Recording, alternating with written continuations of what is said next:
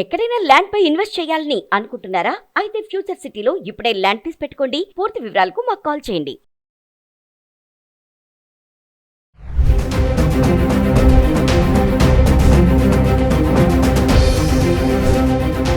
నమస్తే, welcome back to Suman TV. Present మనతో పాటు ఉన్నారు consumers affairs committee chairman Mandari Krishna Reddy గారు. నమస్తే సార్. నమస్తే అమ్మా. సరే, కర్నూలుది బస్సు ఘటన జరిగిన తర్వాత అంటే ఒకసారి ఏంటంటే ఇలాంటి ఎన్నో చూసాం మనము.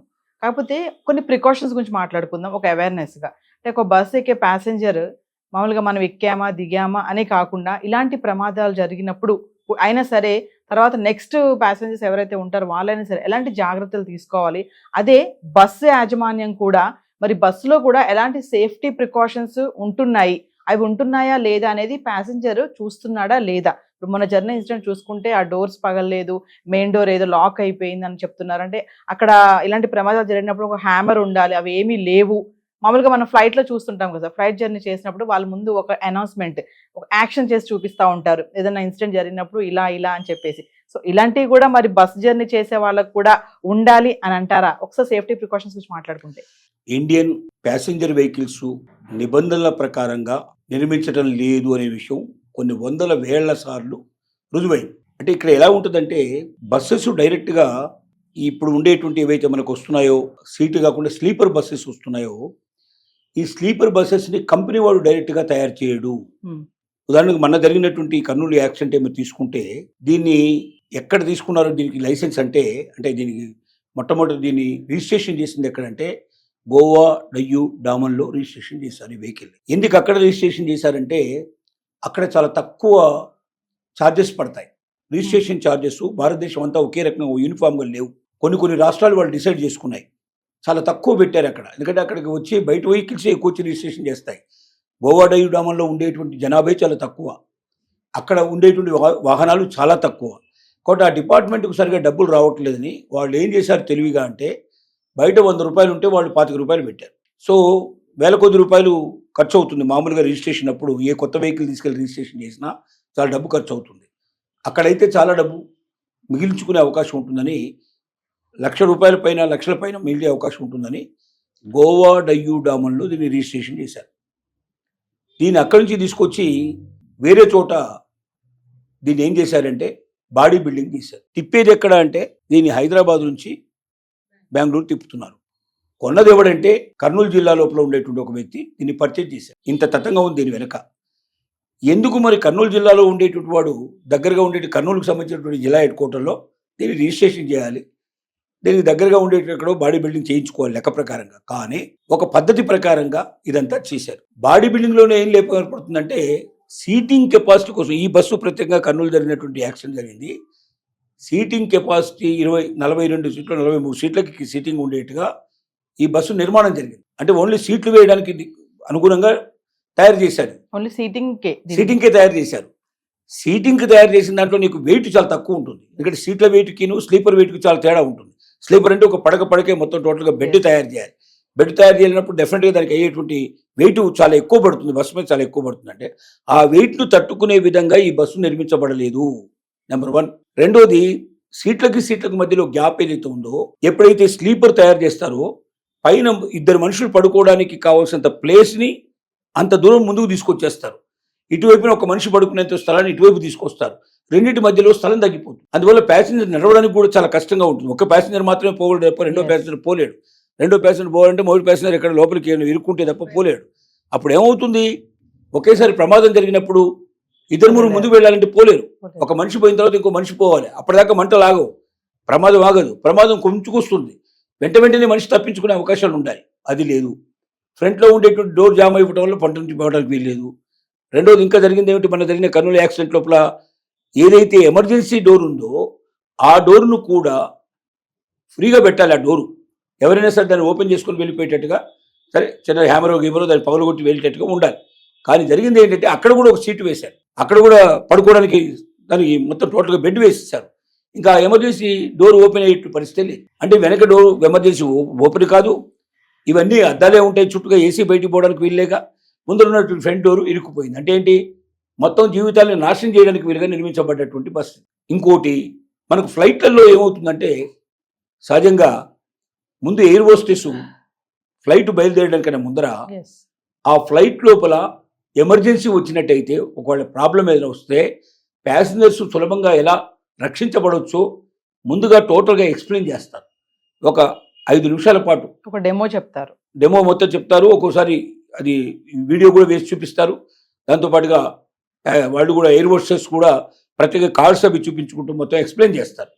అంటే ఎమర్జెన్సీ గేట్స్ ఎక్కడ ఉన్నాయి, డోర్స్ ఎక్కడ ఉన్నాయి, వెనక ఒక 2 ఉంటాయి, ముందర ఒక 2 ఉంటాయి, అలాగే ఫ్రంట్లో ఒక చెట్టు రావడానికి వీలుగా, తర్వాత ఒకవేళ గాలి తక్కువైనట్టయితే ఏ రకంగా వాళ్ళకి ఆక్సిజన్ ఉపయోగించుకునే అవకాశం ఉంటుందనేది ఇవన్నీ దాంట్లో ఉన్నాయి.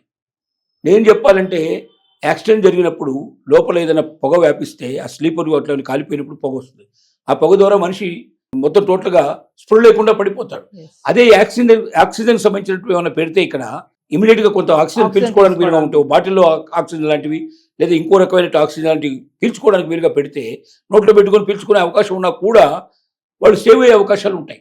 అంటే ఇట్లాంటి యాక్సిడెంట్ జరుగుతున్నాయి తెలిసి పదే పదే జరుగుతున్నాయి, కొన్ని వందల వేల మంది తమ ప్రాణాలు పోగొట్టుకుంటారని తెలిసి కూడా ఇలాంటి ప్రికాషన్స్ ఏవి తీసుకోవట్లేదు. అంటే ఇది అలసత్వం.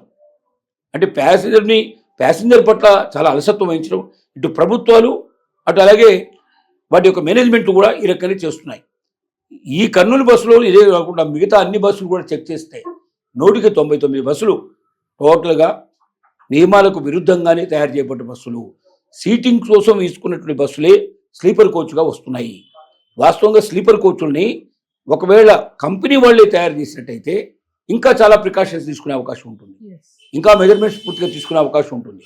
వెనుక కూడా ఖచ్చితంగా 2 ఎమర్జెన్సీ డోర్లు పెట్టాలి, ఫ్రంట్లో కూడా ఒక ఎమర్జెన్సీ డోర్ పెట్టాలి, ఒక ఎదురుగా ఉండేటు డోర్ తీసుకొని పోయేటట్టుగా పెట్టాలి. తర్వాత 2 కిటికీలకు ఒకటి చొప్పున ఖచ్చితంగా ఒక హ్యామర్ ఉండేట్టుగా, ఆ హ్యామర్ కూడా అందుబాటులో ఉండేట్టుగా కొంచెం పైకి ఎక్కడైనా పెట్టేసి అది అద్దంలో పెట్టేసి పక్కన ఏదైనా దీన్ని గట్టిగా కొడితే ఆ అద్దం పగిలిపోయి హ్యామర్ బయటకు వచ్చేట్టు తీసుకొని ఆ హ్యామర్ తీసుకొని అవసరమైతే అద్దాలు పగులు కొట్టేసి బయటకు వెళ్ళేట్టుగా, ఎమర్జెన్సీ డోర్ల దగ్గర ఎక్కడ కూడా సీట్లు లేకుండా చేసి, అక్కడ సీట్లు ఉండడానికి వీలు లేదు, సీట్ ఉంటే ఎట్లా దాన్ని ఎమర్జెన్సీ డోర్ని ఎట్లా ఉపయోగించుకునే అవకాశం లేదు. కర్నూలు బస్సులో జరిగింది అదే.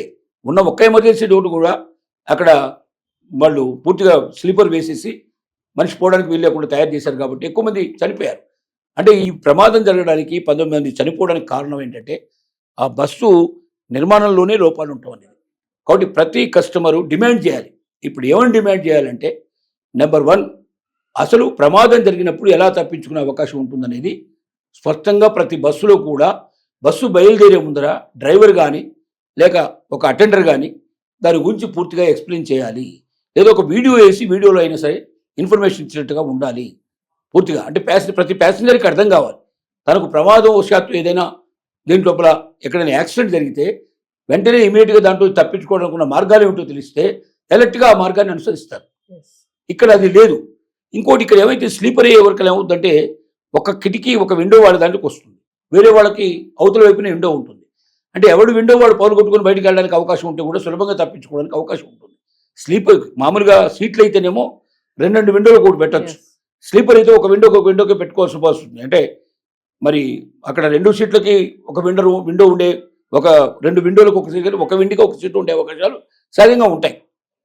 ఏది ఏమైనప్పటికీ ముందుగానే ప్రమాదం సంభవించినట్టయితే ప్యాసింజర్ బయటికి ఎలా వెళ్ళాలనే విషయాన్ని స్పష్టంగా చెప్పకపోతే చాలా కష్టం. రెండోది, ఒకవేళ ఏమైనా అంటుకుంటే సీట్లకి ఇట్లా అందుకొని ఆ రకమైన ఆ పొగ ద్వారా మనిషి మూర్చిపోయే అవకాశం, స్పృహలోకి వెళ్ళిపోయే అవకాశం ఉన్నప్పుడు ఆ స్పృహ నుంచి బయటికి రావడానికి కూడా ఏదైనా ఒక పదార్థాన్ని అలాంటిది అక్కడ ఎమర్జెన్సీ కోసం పెట్టాలి. దాన్ని తీసుకోవడానికి వీలు లేకుండా ఎమర్జెన్సీగా లేదా ఎక్కడైనా అక్కడక్కడ దీని అవైలబిలిటీ ఉండేట్టుగా పెట్టి అద్దం పలగొట్టి దాంట్లో అందరూ వాడుకునేట్టుగానైనా ఉండాలి. ఎందుకంటే అలాంటి పదార్థం లేకపోతే అంటే అది సహజంగా లభిస్తాయి, బాటిల్స్ రూపంలో వాటిలో కూడా దొరుకుతాయి. అంటే కొద్దిసేపు కనీసం ఒక 5 నిమిషాలు 10 నిమిషాలు మీకు రక్షణ కలిగినా కూడా ఆ 10 నిమిషాల్లో తప్పించుకోవడానికి అవకాశం ఉంటుంది. ఇక్కడ ఏమైంది, ఒకసారి పొగ స్టార్ట్ అయిపోయింది, ఫ్రంట్లో ఉండేవాళ్ళు ఫ్రంట్ బ్యాక్లోకి వెళ్ళడానికి అవకాశం లేదు, తోసుకొని పోవడానికి అవకాశం లేదు, గజిబిజిగా ఉంది, వాళ్ళు అక్కడే మిగిలిపోయారు. ఈ లోపల పొగ వచ్చింది, వాళ్ళు స్ప్రో తప్పిపోయారు, అయిపోయింది, వాళ్ళ జీవితం అయిపోయింది, అక్కడితో ఆగిపోయింది. అంటే చనిపోవడానికి సిద్ధమయ్యేటట్టుగా తయారు చేయబడ్డటువంటి వాహనాల్లో మనం ప్రయాణిస్తున్నాము. ప్రయాణికుల నుంచి డిమాండ్ రావాలి, ఇలాంటివన్నీ కూడా నేను సురక్షితంగా ఉండేటువంటి ఏర్పాట్లు కావాలి, నాకు విషయాలన్నీ తెలియాలి, నేను సురక్షితంగా ఎట్లా బయటపడతానో నాకు తెలియాలి, సురక్షితమైన ఏర్పాట్లు ఉండాలి, ఆ ఏర్పాట్ల గురించి ముందుగా తెలియాలి. ఇలాంటి డిమాండ్స్ బయటకు వచ్చి ప్రభుత్వం నుంచి కూడా ఇలాంటి మార్పులు చేర్పులు వచ్చి ఆర్టీఏ అధికారులందరూ కూడా అలర్ట్గా ఉండి ఇలాంటి ఏ బస్సును కూడా ట్రావెల్స్ చేయడానికి వీళ్ళు రేపు పొద్దున వాళ్ళ పిల్లలు లేకపోతే వాళ్ళ భార్య లేకపోతే వాళ్ళ బంధువులు ఎవరైనా దీంట్లో బలి కావడానికి అవకాశం ఉంది. అంటే నీ స్వార్థం కోసం నువ్వు ఇవాళ ఏదైనా డబ్బులు తీసుకొని నువ్వు ఇలాంటివి అనుమతి ఇచ్చినట్టయితే ఇది రేపొద్దున నీ కుటుంబాన్ని కూడా నాశనం చేసే అవకాశం ఉంది. ఎవరు ఎక్కడ ఎక్కుతారో ఎవరు ఎప్పుడు ఎక్కుతారో నువ్వు చెప్పలేవు, నువ్వు అందరికీ చెప్పలేవు కదా ఇలా చేయడానికి వీల్లేదని. ఇలాంటి పరిస్థితులు ఏర్పడతాయి.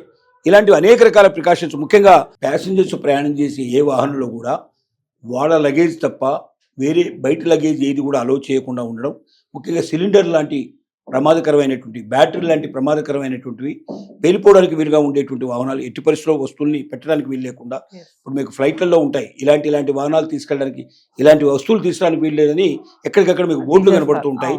అలాంటి వస్తువులు లోపలికి అలౌ చేయరు. ఈవెన్ దాంట్లో మీరు తీసుకెళ్తాన్నా కూడా లగేజ్ కౌంటర్లో దాని కింద నుంచి తీసుకెళ్తాన్నా కూడా వాళ్ళు ఒప్పుకోరు. అలాంటిదే ప్రతి దాంట్లో కూడా దానికోసం ప్రత్యేకమైన వాహనాలు ఉండాలి ఇలాంటివి తీసుకెళ్ళడానికి. అది కొరియర్లో పంపించుకొని అక్కడ రీచ్ అయిన తర్వాత వాళ్ళు తీసుకోవాలి. కానీ వాళ్ళు ప్రయాణం చేసే వాహనంలోనే అవి కూడా రావాలంటే తమతో పాటుగా బాంబుల్ని మోసుకుపోతుంటే లెక్క. ఇలాంటివన్నీ జాగ్రత్తలు తీసుకొని ప్యాసింజర్స్ నుంచి డిమాండ్ వచ్చే పరిస్థితి ఉండాలి. కానీ ప్యాసింజర్స్ ఎందుకు డిమాండ్ చేయట్లేదంటే తగినన్ని వాహనాలు లేవు. వాడు అప్పుడు ఒకవేళ డిమాండ్ చేస్తే వెంటనే వాడు దిగిపోమంటాడు, వాడు డబ్బులు వాడికి ఇచ్చేస్తానంటాడు. అప్పటికప్పుడు వేరే వాహనం దొరకదు, ప్రయాణం మొత్తం ఆగిపోతుంది. కాబట్టి ఏదోలే చచ్చినాడి పెళ్లికి వచ్చినట్టు అనే పరిస్థితి, లేకపోతే ఉన్న ఆకస్మిక పరిస్థితిలో మనం ఏదో ఒకటి దీన్ని దారి చేసుకుని వెళ్ళిపోదామని ప్యాసింజర్స్ కూడా అట్లా పని వెళ్ళిపోతున్నారు. కాబట్టి మరి బలి అవ్వడానికి సిద్ధపడేటువంటి వాళ్ళు వచ్చినప్పుడు బలి తీసుకోవడానికి ఏముంది పెద్దగా? ఈ పరిస్థితి నడుస్తోంది. ప్రభుత్వం అలర్ట్ కావాలి, ప్యాసింజర్స్ అలర్ట్ కావాలి. దీంట్లో ఎన్జిఓ ఆర్గనైజేషన్స్ లాంటివి డిమాండ్ కూడా స్టార్ట్ చేయాలి. అన్ని వైపుల నుంచి ఒత్తిడి వచ్చినప్పుడు మాత్రమే ఇవి నివారించి ప్రమాద రహితమైనటువంటి దేశంగా మన దేశం తయారయ్యే అవకాశం ఉంటుంది. Thank you.